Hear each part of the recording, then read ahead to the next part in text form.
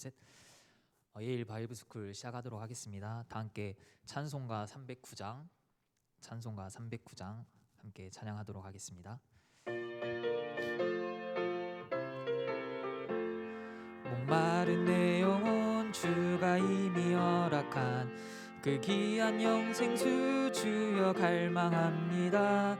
그 약속 따라서 힘써 간구하오니 오 주여 내 기도 어서 들어주소서. 예수의 사랑 바다 물결같이 내게 임하니 영광의 물결에 온전히 쌓여서 내 영혼의 기쁨 한량 없도다. 주 내게 약속한 큰 비 내려주시려 은혜의 저구름 건너편에 떠올라 그 귀한 징조가 내게 밝히 보이니 나 힘을 다하여 주께 간구합니다. 예수의 사랑 바다 물결같이 내게 임하니 영광의 물결에 온전히 쌓여서 내 영혼의 기쁨 한량 없도다. 은혜의 소낙비 지금 흡족히 내려 구원의 큰 강물 흘러차고 넘쳐서 내 추한 모든 죄 모두 씻어버리니 나 지금 은혜를 충만하게 받았네. 예수의 사랑 바다 물결같이 내게 임하니 영광의 물결에 온전히 쌓여서 내 영혼의 기쁨 한량 없도다. 그 차고 넘치는 주의 은혜의 물결 힘차게 밀려와 내게 만족합니다. 오 할렐루야로 주를 찬송하오니 내 맘의 기쁨이 항상 충만함이라. 예수의 사랑 바다 물결같이 내게 임하니 영광의 물결에 온전히 쌓여서 내 영혼의 기쁨. 예수의 사랑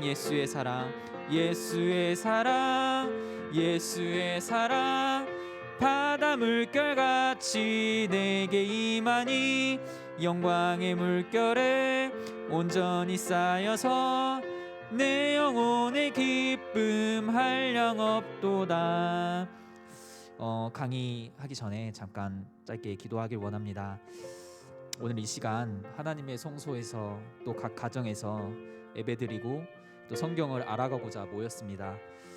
창세기 1장 2장에 알려주신 하나님의 형상과 축복, 회복하는 시간 되게 해달라고 또 진행되는 바이블 스쿨과 금요 기도회를 두고 다 함께 합심으로 한번 기도하겠습니다. 살아계신 하나님 아버지 참 감사합니다. 하나님 오늘 이 시간 하나님 우리가 성경을 알아가고 또 예배드리고자 이 시간 나왔습니다. 하나님의 성소에서 또 각 가정에서 모이지만 하나님 우리에게 보여주신 하나님의 형상을 회복하는 시간 되게 하옵소서. 예배하는 예배자의 축복을 우리에게 주시고 왕적 권세와 선지자의 권세와 제사장의 권세를 주셨습니다. 하나님 우리가 그 권세를 마음껏 누리며 하나님께 영광 돌리고 하나님을 찬양하는 이 시간이 될 수 있도록 인도하시옵소서. 특별히 나영아 목사님께 성령의 충만함과 오력을 더해 주시고 하나님 우리의 눈과 귀가 열려서 하나님 말씀을 청종하고 사모하고 하나님 완전히 그 말씀 앞에 사로잡힌 시간 될 수 있도록 주께서 이 시간을 인도하여 주옵소서. 네, 목사님 나오셔서 강의해 주시겠습니다.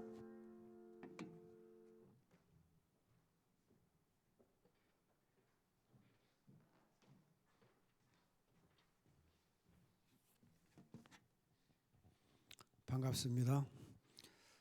오늘은 로마서 7장을 공부하게 됩니다. 여러분들이 성경책 로마서 7장을 펴시고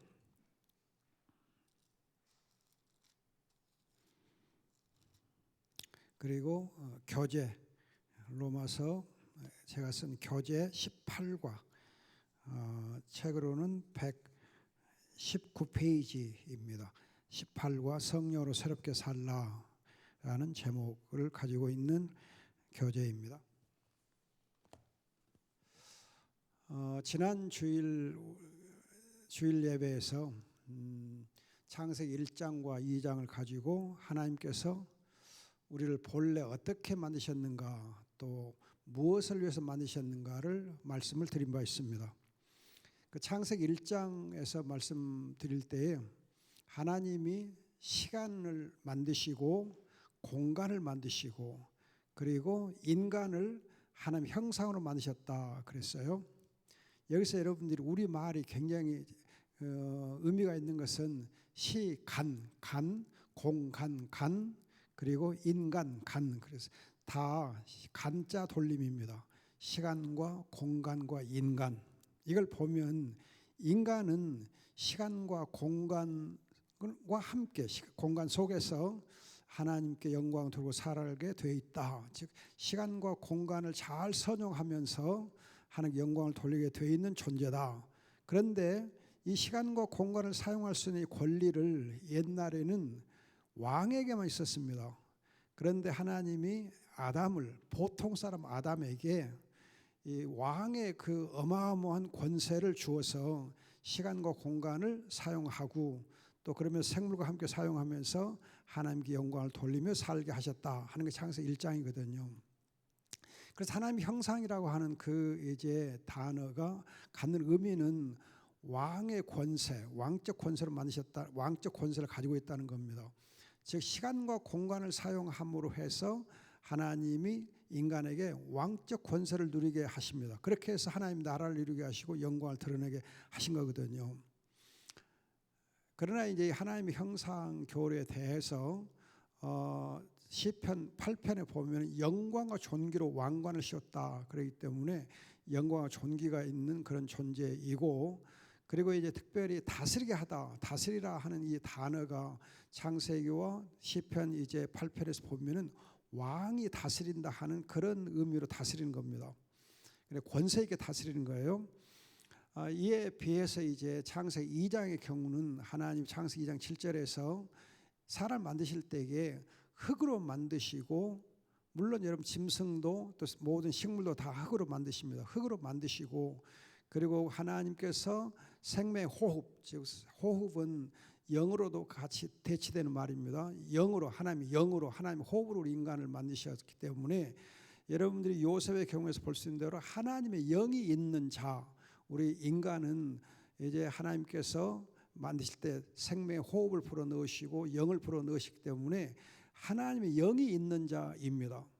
따라서 하나님의 영으로 우리가 하나님의 을 아버지라 부르고 하나님의 자녀의 신분과 권세를 우리가 알지 않습니까? 그런데 영으로 만드셨을 때에 하나님이 이제 성령을 만드실 때 우리에게 영과 혼과 육이 있게 하셔서 영육 통일체로 만드십니다. 영육 통일체로 영적 존재로 만드십니다. 영육 통일체로 만드세요. 그렇게 만드시고 나서 보면 2장 8절에서 에덴 동산에 두신다 그래요. 그리고 2장 1절 3절을 보면은 안식일에, 안식일에 하나님께서 인간을 만드신 다음에 안식일에 에덴 동산을 두시게 됩니다. 그리고서 2장 15절을 보면은 이제 경작하게 하고 지키게 하시는데, 경작하다는 단어가 바로 예배하다는 단어와 같은 단어입니다. 예배하는 단어예요. 또 지키다는 말은 이제 이 하나님 말씀을 지키다 할 때 쓰는 단어입니다. 이로 보면은 2장 15절이 하나님께서 인간을 이제 이렇게 영육 통일처럼 만드신 다음에 안식일을 맡게 하시고 에덴에서 두셔서 예배하게 하시는 겁니다. 예배하게 해요. 그런데 또 놀라운 것은 예배하게 하시되 2장 16절 17절 보면은 이 선악과를 따먹지 말라, 이 명령을 통해서 언약을 맺어요. 언약을. 그래서 하나님이 우리의 아버지가 되시고 우리는 그의 자녀가 되어서 자녀로서의 신분과 권세를 누리게 하시는 게 바로 언약입니다. 이 언약을 붙잡고 하나님 순종함으로 해서 예배하고 또 생명을 누리게 하십니다. 그런데 이 언약을 우리가 붙잡고 예배할 때에 18절, 2장 18절 25절을 보면 가정을 하나님이 이루십니다. 부부를 통해서 가정을 이루시는데, 이 가정이 부부를 통해서 한 몸을 이루어서 이 가정 이루어서 만들어진 이 가정은 언약 공동체, 또 예배 공동체, 또 교회의 기본 단위예요. 그렇기 때문에 이 가정이라고 하는 것은 부부가 한 몸 돼서 이루는 가정이라고 하는 것은 선택이 아니고 선택될 수 있는 거 아니고 필수 절대적이에요. 즉 언약 공동체, 또 이제 이 예배 공동체, 또 교회의 기본 단위이기 때문에 결혼은 성경적으로 창조의 원리에 속하면서 절대적이고 필수적입니다. 그래서 여러분 시편 127편 보면은 자녀는 장수의 손에 있는 이렇게 등에 있는 화살과 같고 힘이다, 권능이다, 또 하나님의 축복이다 그러지 않습니까? 여러분들이 이렇게 창세기 1장 2장에서 하나님께서 우리를 굉장히 왕적인 존재, 또 이렇게 예배하는 영적 존재, 그리고 또 창세기 2장 19절에서는 이제 짐승들에게 이름을 지어줄 때 지어준다는 그 단어가 카라라고 해가지고 선지자들이 말씀 선포할 쓰는 단어입니다. 그래서 선지자 기능까지 주셔가지고 직분을 주셔가지고 놀랍게 왕적 직분, 선지자 직분, 예배하는 제사장 직분을 다 주셔서 어마어마한 이 존재로 영광 존귀로 관을 씌워서 우리 인간을 만들어 주셨는데, 이 인간에게 하나님의 자녀로서 힘과 권세를 누리게 함에 있어서 인간은 문제가 생겨났는데, 그 문제가 바로 사탄이요 죄다 그랬습니다. 오늘 이제 로마서 7장에서 보면은 우선 칠판을 보시면은 앞서 6장에서 이제 확정 성화, 즉 우리가 예수를 믿음으로 말미암아서 의롭다함 받을 때 확정적으로 순간적으로 죄에 대해 죽음으로 해서 우리 안에 거룩함이 있게 됩니다. 성화가 돼요. 그래서 이 성화는 그리스도와 연합하여 죄에 대해 죽었다, 죄에 대해 죽었다 하는 이 말을 우리가 사용합니다. 그래서 죄에 대해 죽었다는 이 사실을 우리가 주의해야 되고, 7장에서는 죄가 이제 그 기회를 탈 때 사용하는 율법, 계명이 있는데, 우리가 이 율법을 통해서 이 죄가 사탄과 우리를 죄와 갈등 속에 있게 합니다. 그러나 이렇게 죄와의 갈등 속에서도 그리스도로 말미암아 우리가 이긴다, 즉 그리스도가 이기게 하신다는 사실을 강조한 것이 로마 7장이에요. 그러니까 죄도 죽었어요. 그러나 죄가 율법을 사용해서 우리의 기회를 타서 정욕으로 말미암아서 탐욕으로 말미암아 우리가 넘어지게 만들려고 할 때에, 그럼에도 불구하고 갈등 속에서 그리스도로 말미암아 이긴다. 자, 여기서 보면 갈등을 갖습니다. 우리 하나님의 자녀는 죄와의 갈등을 갖게 됐어요. 이 갈등 갖는 것을 이상하게 생각하면 안 돼요. 갈등 속에서 그리스도께서 이기게 하시는 것을 우리가 영적으로 체험해야 돼요. 그러면서 점적으로 성화됩니다. 점적 성화가 돼요. 그런데 8장 이 다음 주일에 이 다음에 공부하게 될 8장 1절 17절에서 점적 성화를 얘기하는데, 여기서는 성령으로 몸의 행실, 즉 육신의 정욕을 죽여라. 그래서 성령이 육신의 정욕을 이기게 하신다. 그리스도가 이기게 하시고 성령이 이기게 하시기 때문에 이로 말미암아 우리가 점진적으로 성화된다 하는 것이 로마서 7장과 8장 1절 17절까지의 핵심적인 내용입니다. 그러면 여러분들에게 거듭 말씀드리지만은 우리가 정말 죄에 대해 죽었어요. 그러나 여전히 우리 안에 죄의 잔재가 남아있기 때문에, 중생하고 성령이 우리 안에 계시지만 죄의 잔재가 남아있기 때문에 죄와의 갈등이 있습니다. 죄와의 갈등이 있어요. 그래서 여러분들이 유명한 이제 성경 9절 24절 보면은 나는 비참한 사람이라다. 나는 정말 비참한 사람이다. 그래서 여러분 찬송가에 보면 305장인 나 같은 죄인 살리신 거기 보면 정말 나는 비천한 사람, 나 같은 비천한 사람을 하나님께서 구원해 주셨다 하는 그런 내용이 있거든요. 비천한 자, 나 같은 비천한 자를 하나님께서 기억하셔서 살려주셨다 하는 것이 찬송가 305장입니다. 자, 이렇게 우리가 죄와의 갈등 속에서 죄를 이제 이겨 나감으로 해서 본래 하나님 만드신 나보다도 더 영광스럽고 더 귀한 하나님의 자녀로 우리가 새롭게 태어나게 되고 또 날마다 새로워져 가는 것이 점지적 성화입니다.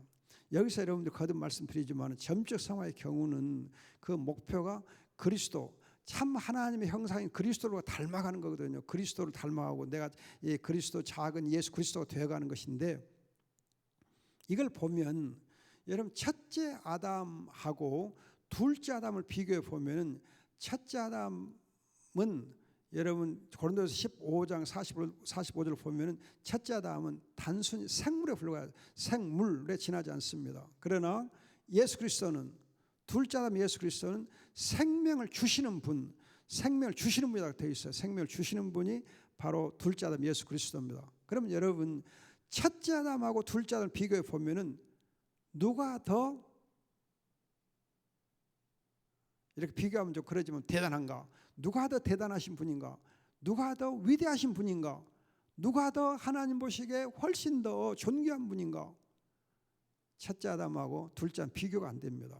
그런데 우리는 첫째 아담을 본받는 거 아니고 첫째 아담을 닮아가는 거 아니고 둘째 아담이 예수 그리스도를 닮아가는 겁니다. 우리의 성화의 목표는 둘째 아담이 예수 그리스도를 본받는 거예요. 또 여러분 하나 더 이제 참고로 말씀드리면 에덴 동산 창세기 2장의 에덴 동산하고 에덴 동산에 겉으로 보면 물도 있고 이제 보석도 있고 많은 과일나무도 있고 엄청나게 아름다운 그런 동산입니다. 그러나 이 에덴 동산하고 하나님의 성소인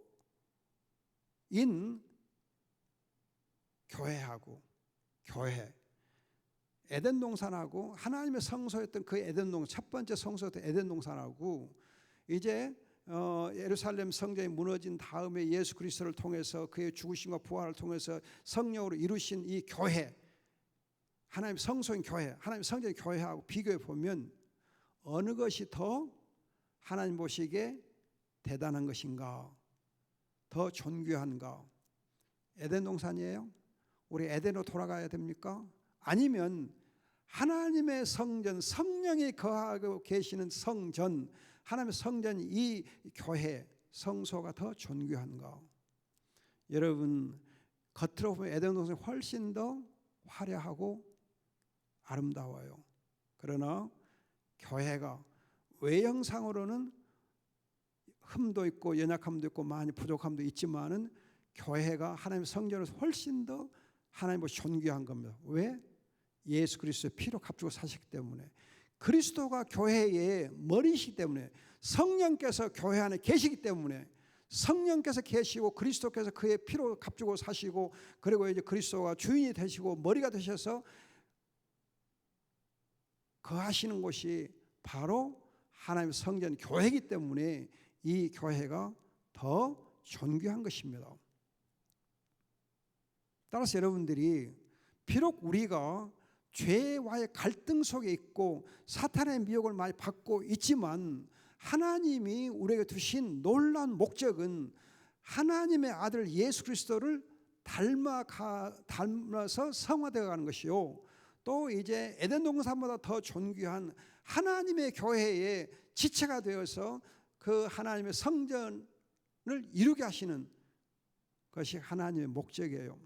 이러한 점들을 여러분 염두에 두시고 로마서 7장을 공부하면서 우리가 비록 죄와의 갈등 가운데 있고 내가 정말 나를 바라보고 그러면서 형편없고 비참하게 짜깁는 존재인 것 같지만 성령께서 이기게 하시고 그리스도께서 이 죄를 이기게 하시고 점점 성화되게 하셔서 둘째 아담이신 예수 그리스도 참 하나님의 아들이신 참 하나님의 형상이 참 하나님의 아들이신 예수 그리스도를 닮게 만들어 가시고 또 우리를 하나님의 성전 그리스도의 피로 값주고 사시고 성령이 거하시는 그 그리스도의 지체가 되고 몸이 지체로 이루어지는 지체들로서 이루어진 그 그리스도의 몸된 이 성전 안에 우리가 성전에게 속해 있게 하신 것을 생각하면 얼마나 감사한지.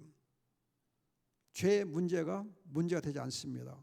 죄가 우리가 문제가 되지 않아요. 문제가 되지 않는단 말은 우리가 죄가 없단 말이 아니고 우리가 정말 볼 때 비참함을 느끼지 안 해도 된다 그 말이 아니고 비참함과 갈등을 느끼지만 갈등 속에 있지만 죄와 싸우지만 사탄의 시험을 받지만 그러나 하나님께서 우리에게 주신 놀라운 목적과 놀라운 계획은 하나님의 아들의 형상을 본받게 되고 그리고 하나님의 성전으로 그리스도와 함께 그 성전을 이루어가는 놀라운 이제 복을 얻게 하신다는 점에서 우리는 갈등 이 부분을 넉넉히 이겨내야 돼요.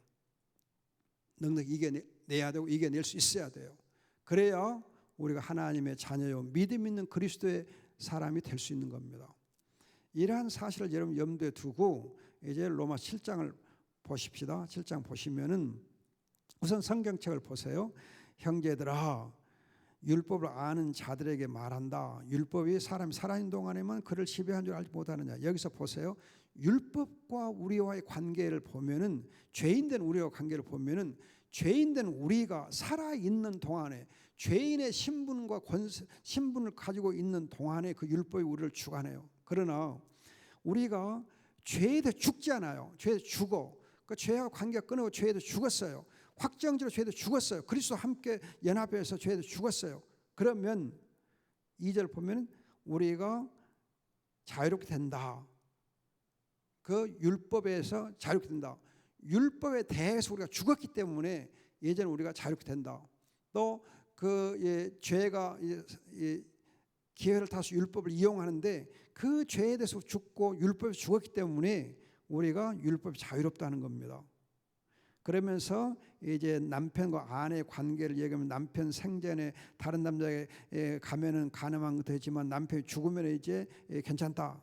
여기서 강조되는 것은 죽으면 자유롭게 된다는 거예요. 죽으면 자유롭게 된다. 그 점만 여러분 주의하세요. 지금 여기 이렇게 남편하고 아내를 율법과 이렇게 우리와 관계 속에 대입을 하다 보면 조금은 이렇게 헷갈리게 되어 있는데 핵심은 죄에 대해서 율법에서 우리가 죽었다.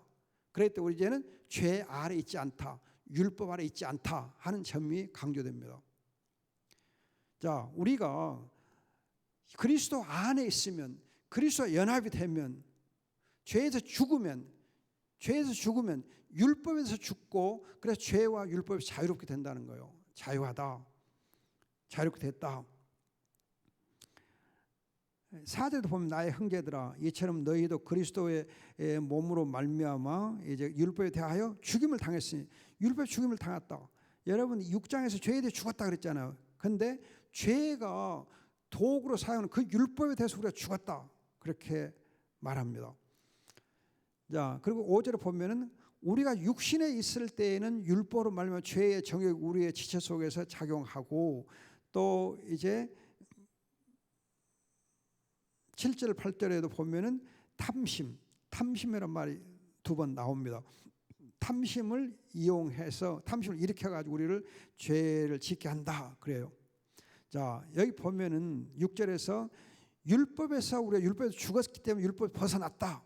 그러므로 이제는 성령의 새로운 것으로 살자. 성령의 새로운 것을 살자.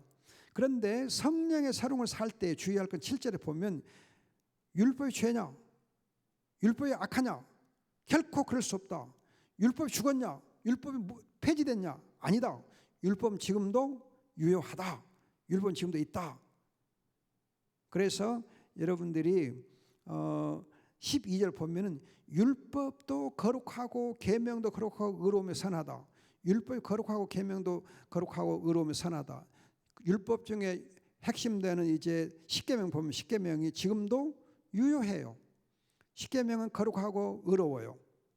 선해요. 우리가 십계명을 지켜야 돼요. 십계명이 죽은 거 아니고 그 계명에 대해서 율법에 대해서 우리가 죽었다는 거예요. 그러면 여러분들이 주의할 거가 율법이 죽었단 말이 무슨 말인가? 율법이 죽었단 말이 무슨 말인가? 율법이 죽었단 말이 무슨 말이야? 율법을 내가 안 지켜도 된단 말이냐? 그럼 무율법주의가 되잖아요. 그럼 안 되죠. 우리가 율법이 죽었단 말은 이 다음에 여러분 교재에서 설명이 121페이지 설명이 되고 있는데 율법의 정죄에서 우리가 정죄에서 자유롭게 됐다. 즉 정죄하는 율법에서 죽었다.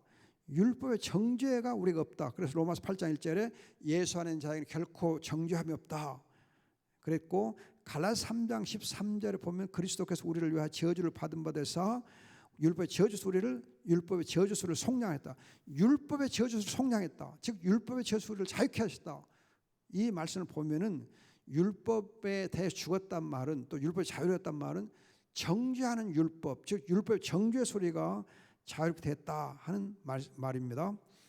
자, 그러나 이제 이 죄가 우리 안에 육신의 정욕들, 탐욕들을 일으켜 주는데, 이 정욕과 탐욕을 무엇이 이기게 하는가? 말씀하셨듯이 성령, 그리스도와 이겨 성령께서 육신의 정욕을 이기게 하세요. 그리스도와 성령께서 육신의 정욕을 이기게 하십니다. 따라서 갈라디아서 2장 20절에 있는 대로 내 안에 그리스도가 함께 계시기 때문에, 내 안에 함께 계시는 그 그리스도가 내 몸의 주인이기 때문에, 주인 되신 그리스도, 또 내 안에 성령께서 나의 보혜사 인도자이기 때문에 그 성령께서 그리스도와 함께 죄 정욕을 이기게 하시기 때문에 우리가 이기는 것입니다. 자, 그 다음에 여러분들이 13절 보면은 선한 것이 내게 사망이 되었느냐? 결코 그럴 수 없다. 즉 율법이라고는 하나님의 선한 것이 내게 사망이 되냐? 나를 죽이게 만드느냐? 그럴 수 없다. 오히려 죄가 더욱 죄되게 하려는 것이다. 즉 죄가 나를 죽이는 것이지 율법이 나를 죽인 거 아니다는 거예요. 여러분 주의하셔야 돼요. 사탄 마귀가 나를 죽인 거지, 또 사탄 마귀 사용하는 죄가 나를 죽이는 거지 율법이 나를 죽이는 거 아니에요. 오히려 율법은 여러분 선하고 의로운 거기 때문에 하나님의 뜻이 무엇인지를 깨닫게 해주는 놀라운 이제 말씀이 바로 율법이에요.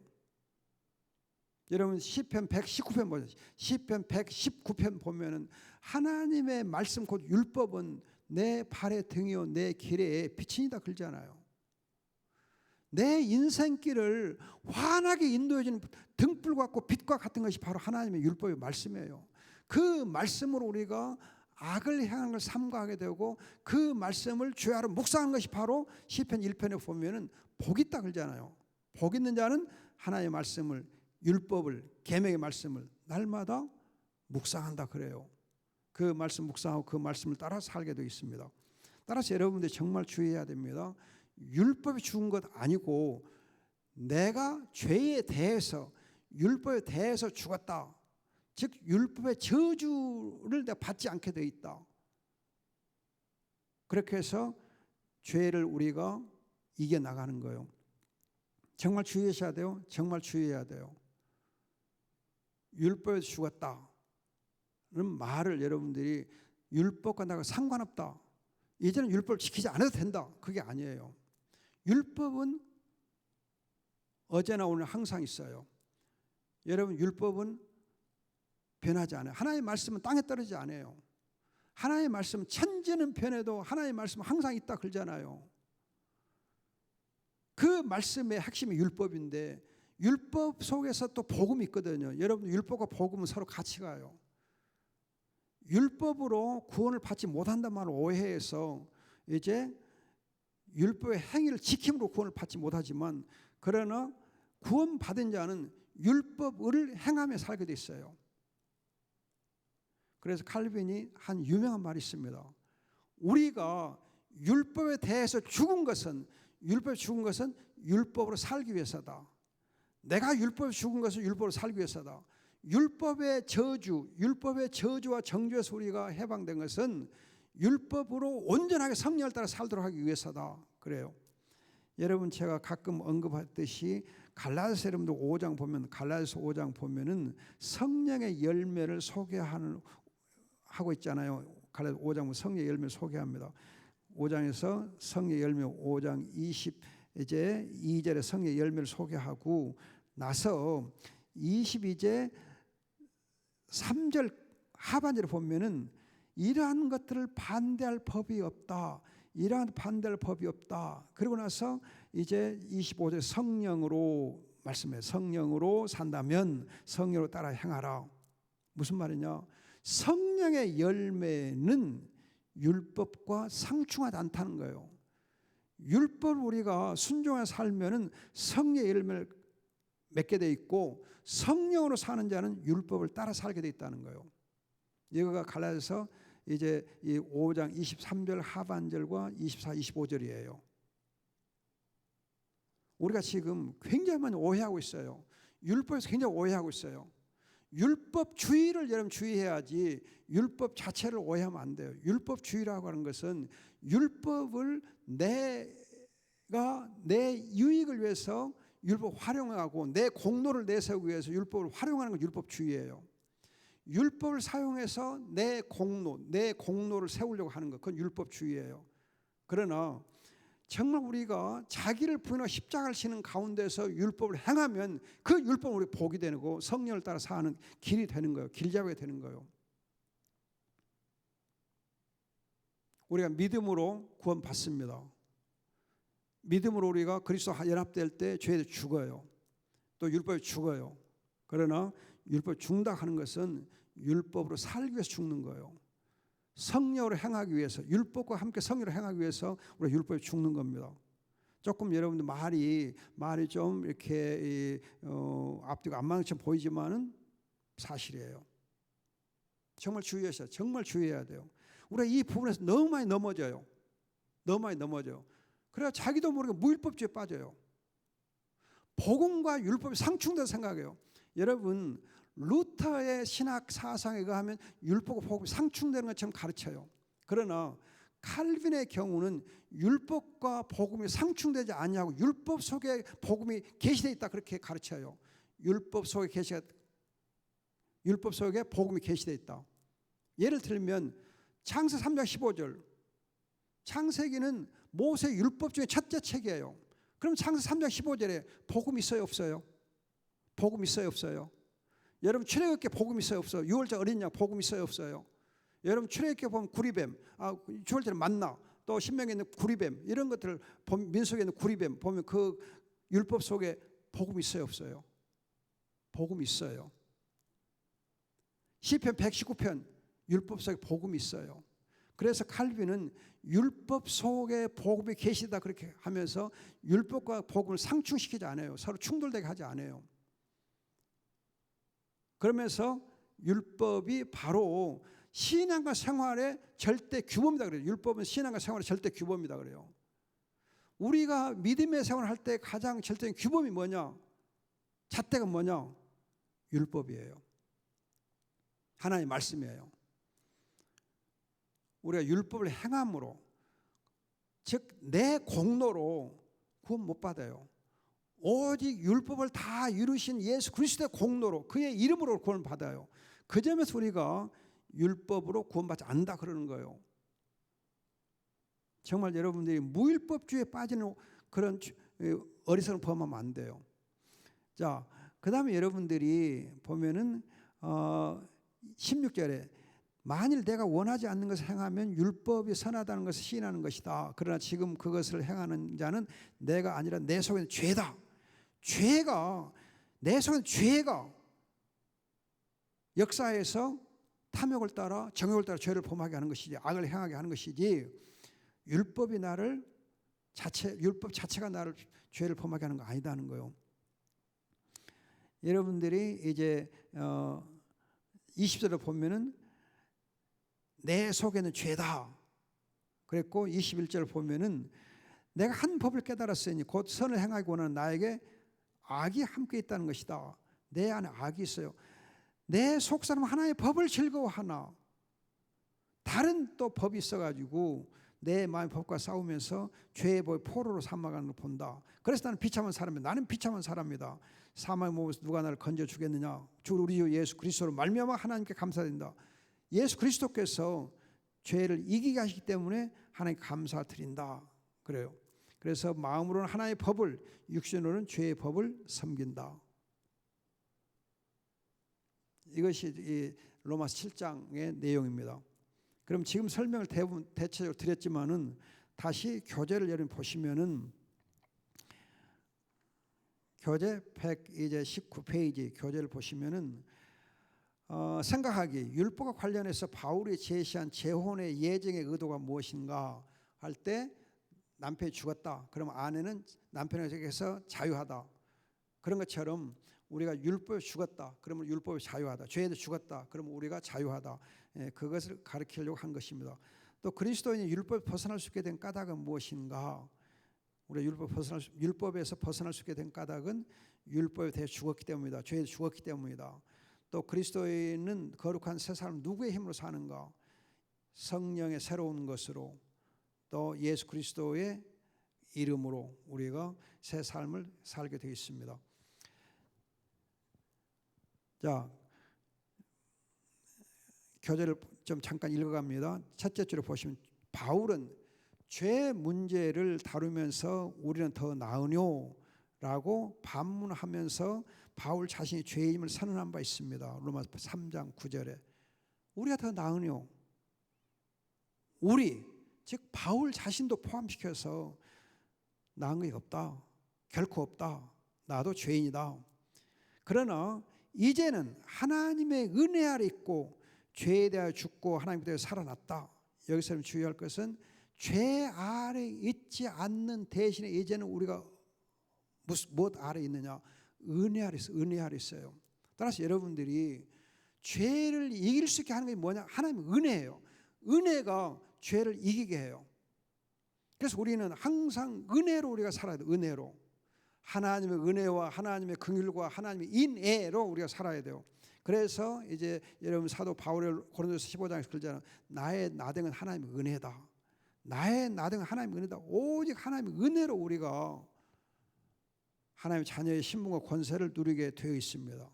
정말 자유를 누리는 거. 은혜가 죄를 이겨요. 여러분들 그렇기 때문에 은혜를 생각할 때 은혜는 공짜다 그 생각하지 마시고 공짜란 말을 생각하지 마시고 은혜의 반대가 죄다. 즉 죄 아래 있느냐 은혜 아래 있느냐. 내가 죄를 행하며 사느냐 은혜를 덧입어 사느냐. 그렇게 여러분들이 서로 이렇게 대조시켜서 생각하셔야 돼요. 우리가 은혜 아래 있게 된 것은 예수 그리스도가 십자가에서 단번에 죽으심으로 마귀를 패배시키고 골로새 2장 15절 마귀를 패배시키고 죄와 삶을 이기고 부활하시어 하나님 보좌 우편에서 영광과 권능을 누리고 계시기 때문이다. 여러분 사도 바울이 다메섹에서 가면서 체험했던 게 뭐냐? 영적 체험했던 회심 체험이 뭐였느냐?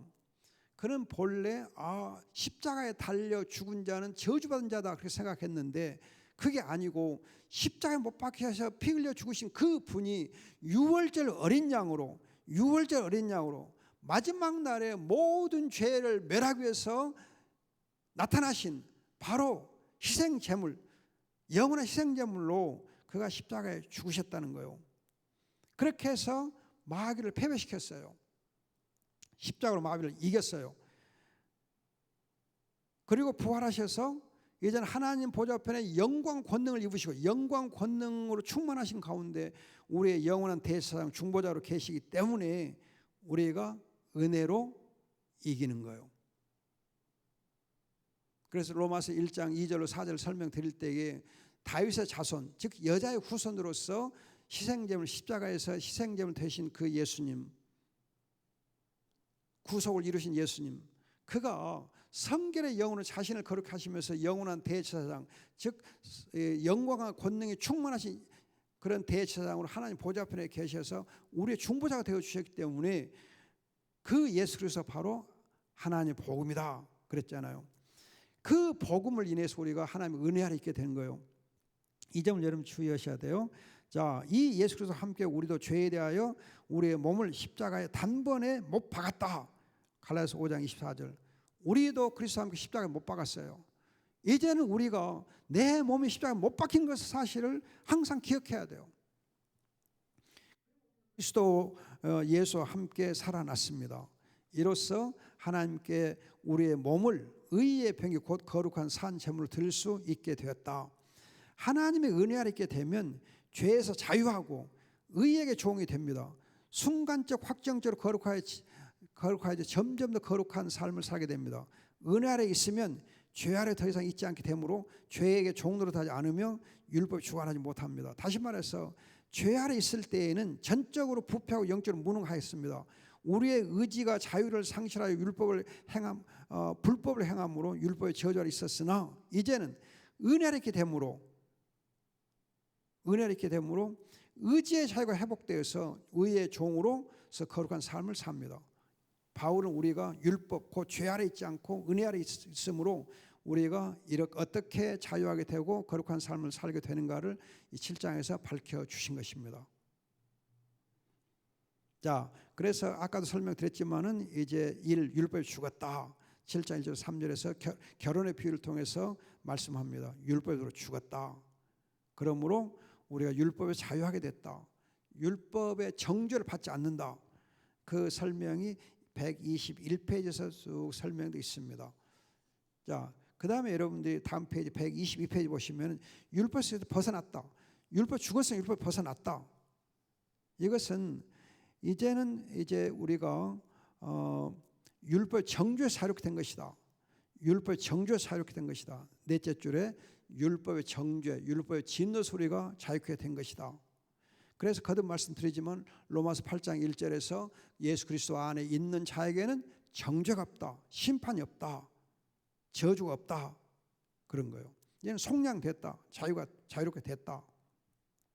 속량이라 하는 말은 주의하셔야 속량은 값으로 삼바되어서 자유케 됐다는 뜻이에요. 양이 이제 자유케 됐다는 뜻입니다. 속량. 그래서 노예가 이제 어떤 주인이 노예를 값을 주고 사면은 그 값을 주고 산 까닭에 좋은 주인을 만남으로 해서 자유롭게 되는 것입니다. 여러분 주인이 노예를 이렇게 그냥 막 구박하고 갑질하는 거 아니고 좋은 주인은 노예로 하여금 자유를 누리게 해요. 여러분 요셉이 이제 애굽에 팔렸을 때에 보디발의 집에 종으로 팔렸잖아요. 그러나 보디발이 다 자유롭게 해줬잖아요. 그래서 하나님께서는 은혜로 우리를 이제 자유롭게 해준 거예요. 값을 주고 그리스도의 피값을 주고 사서 자유를 주었다 하는 의미로 속량이란 말을 씁니다. 속량이란 말 주의하셔서 값으로 삼바되어서 자유롭게 되었다. 그래서 로마서 8장 2절에서 예수 안에 있는 자는 생명의 성령 우리를 죄와 사망에서 자유케 하셨다. 해방시켰다 그런 거예요. 자유케 했다. 그러니까 로마서 8장 1절은 다음에 더 설명하겠지만 로마서 8장 1절은 정죄가 없다. 예수 안에 있으면 정죄가 없다. 그게 강조돼. 정죄가 없다. 형벌이 없다. 진노가 없다. 율법의 진노 자유케 됐다. 그런데 8장 2절에서는 예수 안에 있는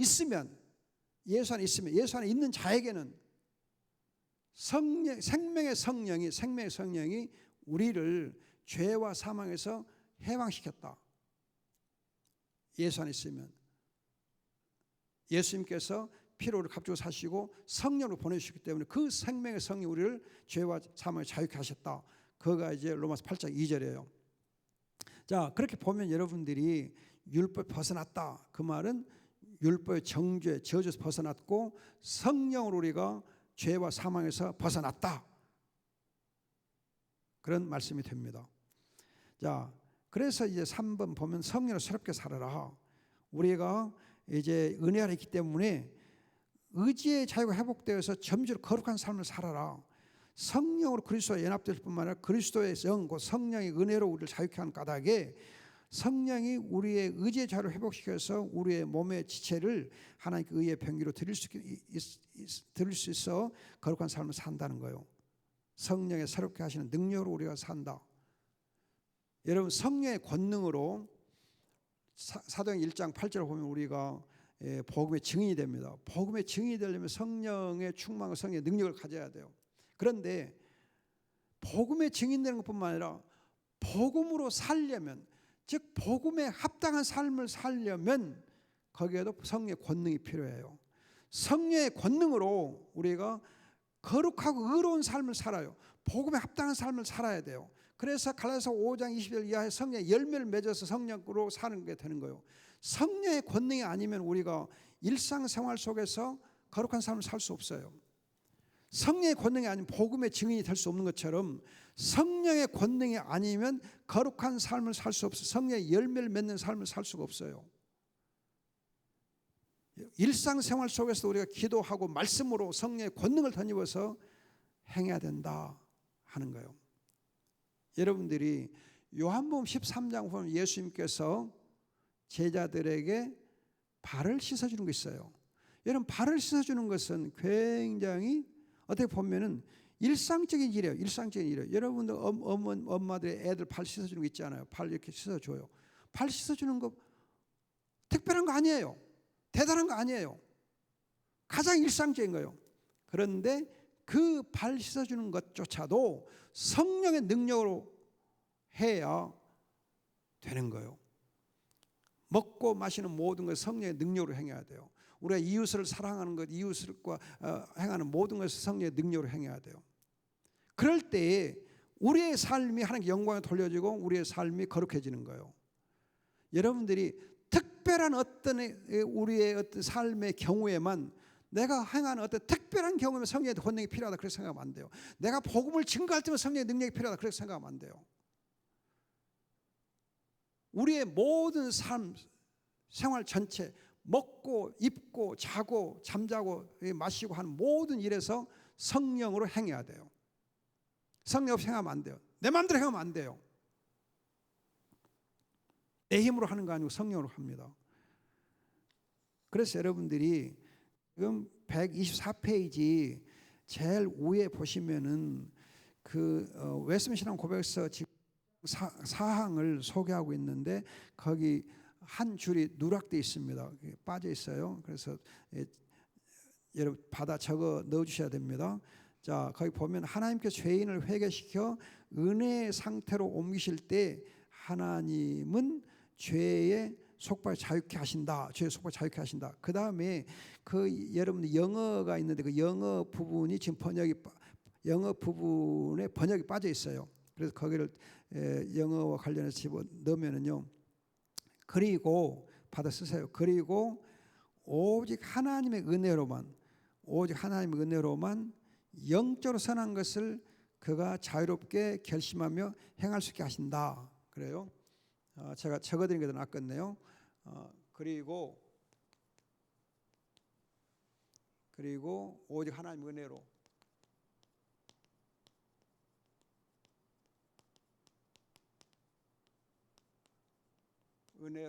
오직 하나님의 은혜로만 영적으로 선한 것을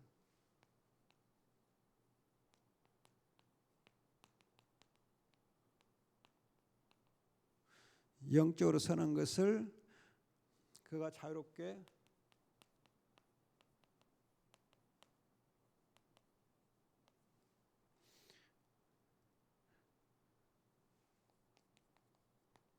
결심하며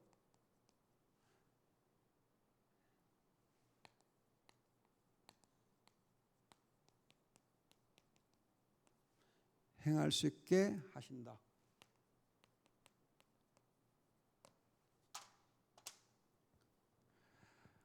이 말이 아주 중요합니다. 하나님께서는 죄인된 우리를 하나님의 은혜로만 영적으로 선한 것을 죄인된 우리가 자유롭게 행할 수 결심해서 행할 수 있게 의지적으로 결심하여 행할 수 있게 하시는 거예요. 그 영어에 이제 enable란 말인데 enable란 말은 능력을 주어 생각하게 한다는 거예요. 하나님께서 우리에게 힘을 주세요. 그래서 여러분들이 시편 18편 나의 힘이 되신 여호와 내가 주를 사랑한다 그랬잖아요. 그리고 빌립보 4장 보면 내게 능력 주신 자는 내가 모든 걸 할 수 있다. 내게 능력 주신 자는 모든 걸 할 수 있다. 하나님 능력을 주셔서 행할 수 있게 해주십니다. 자, 그다음 19가를 여러분들 보시면은 그리스도 이기게 하신다. 그리스도 이기게 하신다.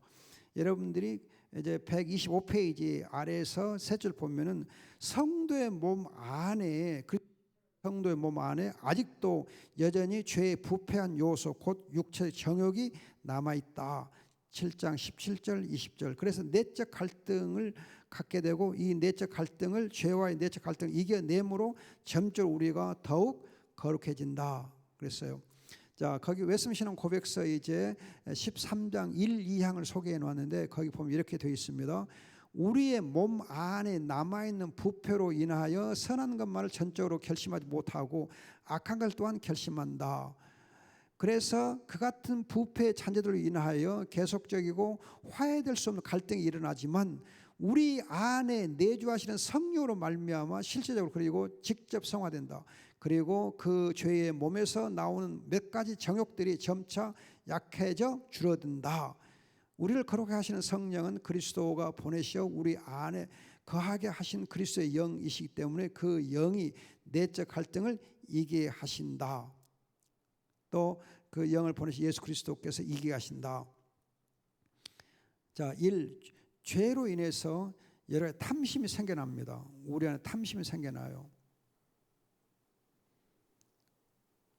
그래서 127페이지 2번 보면 죄가 아직도 여전히 우리 속에 있다. 죄가 여전히 우리 속에 있다. 죄의 잔재 우리 속에 남아있다. 제일 아래쪽에 여전히 죄가 우리 속에 남아있다. 자, 128페이지 제일 위에 보면 아직도 죄 아래 팔려 있어서 죄의 지배를 받고 있다. 7장 14절. 죄가 우리를 이렇게 틈틈이 이렇게 미혹해서 죄 아래 있게 만든다는 거예요. 그러나 옛사람이 죽고 단번에 새 사람이 그리스도와 연합되면 되는데 아직도 새 사람은 됐지만은 새로워져야 하는 그런 과제가 남아 있어요. 여러분 어떤 여자가 남자와 결혼하게 되면 순간적으로 신분과 몸의 상태가 변화가 되지만 그래서 새 신부가 되지만 신부로서 더욱 훈련을 받아 새로워져야 합니다. 처녀 때 그릇된 사고방식이나 생활 습관이 여전히 남아있기 때문입니다. 여러분 요셉의 경우를 보면 요셉이 하나님의 영이 함께하는 사람이잖아요. 하나님 언약의 사람이 하나님 영이 함께하는 사람이 요셉입니다. 요셉은 하나님 영이 있는 사람이기 때문에 하나님의 사람이에요. 그래도 그 요셉을 하나님께서 정말 하나님의 사람을 쓰시기 위해서 시편 105편 보면은 하나님께서 말씀으로 언약의 말씀으로 연단시켰다. 말씀 이르니까 연단시켰다. 연단시켰다. 감옥에서 연단을 시킵니다. 여러 가지로 연단을 시켜요. 그냥 해꾸질 당하게 만듭니다. 무고하게 해꾸질 당하게 만들면 연단을 시켜요. 그렇게 해서 하나님의 사람으로 영의 사람으로 더욱더 새로워지게 합니다. 자, 3. 나는 비참한 사람이다. 바울을 포함해서 우리 모두가 사실은 우리 몸 안에 있는 그런 이제 죄의 잔재 그리고 죄의 갈등 때문에 우리가 비참하다는 걸 발견하게 됩니다. 우리는 죄 아래 있을 때 가장 비참합니다. 바울은 다섯을 보세요. 129페이지 다섯을 보면 바울은 성령의 거룩한 빛 아래서 자신의 죄가 더 많이 보이고 또 자신이 더 큰 죄인으로 보였다. 그래서 고린도서 15장에서는 작은 자다 그랬는데 이제 에베소 3장 8절에는 더 작은 나라 그랬고 디모데전서 1장 15절은 죄인 중에 괴수다 그렇게 자기의 죄에 있는 모습을 점점 더 보게 되는 것입니다. 자, 결론으로 그리스도가 이기게 하신다. 여러분 출애굽기에서 여호수아가 아말렉 군대와 싸울 때에 승리할 수 있었던 것은 산꼭대기에서 올라가 기도하는 모세 때문입니다. 그런 것처럼 우리를 기도하시는 예수 그리스도 때문에 우리가 이기게 되어 있습니다. 이기게 되어 있어요. 자, 여러분들이 130페이지 이제 위에서 한 10節쯤 보시면은 우리 안에 아직도 여전히 남아있는 죄의 부패로 인해 바울이 탄식했다. 아, 나는 비참한 사람이다. 이 사망의 몸에서 누가 나를 건져주겠느냐. 이 갈등을 이길 수 있는 것은 우리의 중보자이시요 대제사장이신 그리스도가 우리의 범죄를 위하여 십자가에서 저주와 형벌의 죽음을 죽으셨기 때문이다. 십자가상에서 형벌의 죽음을 죽으셨기 때문에 우리가 갈등을 이길 수 있고, 두 번째는 부활 승천은 은혜의 하늘 보좌에 나아가는 길을 그리스도가 열어놓으시기 때문이다. 뿐만 아니라 셋째, 중보자 대제사장으로서 하나님 우편에서 중보기도 해주시기 때문에 그리스도의 중보기도 때문이다. 여러분 그리스도가 십자가에서 형벌의 죽음을 죽어주셨어요. 대신 그가 부활 승천해서 하늘 보좌로 나아가는 길을 우리를 위해서 열어놓으셨어요. 그리고 그 하늘 보좌 우편에서 우리를 위한 영원한 대제사장으로서 우리를 중보기도 해주십니다. 넷째로는 그리스도의 부활하신 영광스러운 몸을 인하여 장차서 우리 몸의 부활의 영광을 소망하기 때문에 우리가 비참한 갈등을 이겨낼 수가 있습니다. 여러분들이 지금 그리스도의 십자가의 죽음, 하늘 보호자 길이 열린 것, 그리고 우리의 중보자로서 중보기도 하신 것, 또 우리가 장차 부활의 몸으로 이렇게 다시 살아날 것을 우리가 소망하는 이런 것들 때문에 우리가 넉넉히 갈등을 이길 수가 있습니다. 끝으로 여러분들이 103페이지 아래에서 여러분들이 이제 그 다스를 보면은 우리의 칭의를 위하여 죽은 자 가운데 부활하신 그리스도와 그의 영인 성령은 사탄 마귀보다 크십니다. 여러분, 그리스도와 성령은 하나님이시기 때문에, 본래 하나님이시기 때문에, 본질적으로 하나님이시기 때문에 악한 영인 사탄 마귀보다 훨씬 권세가 크십니다. 그렇기 때문에 우리 안에 계시는 그리스도와 우리 안에 계시는 성령님이 더 크시기 때문에 죄를 사탄 마귀를 이길 수 있게 되어 있습니다. 또 이제 하나님의 은혜가 죄보다 크기 때문에 또 우리가 죄를 이길 수 있고, 성령의 능력이 율법을 정죄하는 힘보다 더 큽니다. 우리가 영적인 내적 갈등을 성령과 그리스도로 말하며 승리하는 것이 바로 이 때문입니다. 그래서 그리스도에게 우리의 생각을 고정시키고 할 때 영적으로 성장하고 성화되면서 그리스도 우리를 이기게 해주신 복을 누리게 됩니다. 아멘, 할렐루야. 자, 이 다음에는 로마서 8장 1절에서부터 이제 17절까지 하고 아마 25절까지 20과 21과를 다음에는 공부하도록 하겠습니다. 여러분 혹시 가능하면 예습부터 해주시면 감사하겠습니다. 자, 기도하겠습니다. 좋으신 아버지, 감사합니다. 우리 안에 계시는 성령님, 우리 안에 계시는 우리의 구주 되신 예수 그리스도로 인하여서 우리 안에 남아있는 죄의 잔재들로 인한 탐심과 탕욕들, 이런 것들을 우리가 넉넉히 이기게 하시고 주님께 영광, 감사, 찬송 돌게 하시니 감사합니다. 아버지 하나님, 우리가 이 모든 걸 이기게 하시는 그리스도와 성령님께 영광과 감사를 돌리며 살게 주시옵소서. 또 성령의 능력으로 행하게 하시고 예수 그리스도의 이름으로 우리가 행하여서 날마다 더욱 우리가 새로워지게 주시옵소서. 날마다 거룩하고 의로운 삶을 살아서 세상에 빛이 되게 하시고 세상에 소금이 되게 하시고 하나님의 영광만 나타나게 주옵소서. 우리가 무율법주의에 빠지지 않게 하시고 율법의 참된 의미를 우리가 알고 주님 앞에서 참 성령으로 또 율법으로 행하는 복도 누리게 하옵소서. 예수 그리스도의 이름으로 기도합니다. 아멘.